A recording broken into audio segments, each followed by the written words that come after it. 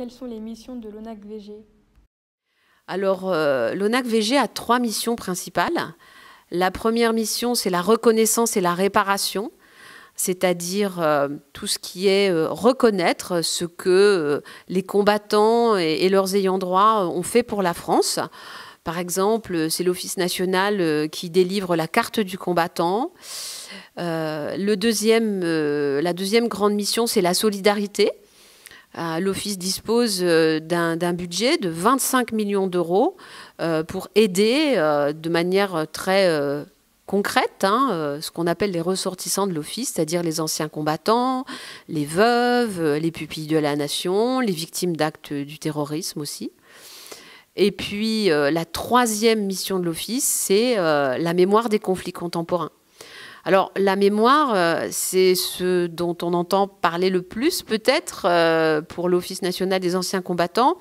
C'est ce qui nous réunit aujourd'hui. C'est cette mémoire des conflits contemporains. Mais ça n'est qu'une des 3 missions d'Office. Pourquoi est-ce si important de travailler la mémoire? Pourquoi c'est important, spécialement dans notre société? Parce que les mémoires sont vivantes, elles sont complexes, elles sont familiales. Et surtout, lorsqu'on comprend les mémoires des autres, ça permet aussi une beaucoup plus grande tolérance. Un regard partagé, un regard apaisé, y compris sur des conflits qui ont été des conflits atroces. Et ça nous permet aux uns et aux autres de nous souvenir de ces conflits pour que ça ne se reproduise plus. Pour que, quand on commémore justement comme on le fait toute cette année, on le fera jusque l'année prochaine, la mémoire de ces 121 personnes qui ont été massacrées à Rouen parce qu'elles étaient noires ou parce qu'elles étaient maghrébines, ou parce qu'elles étaient antillaises.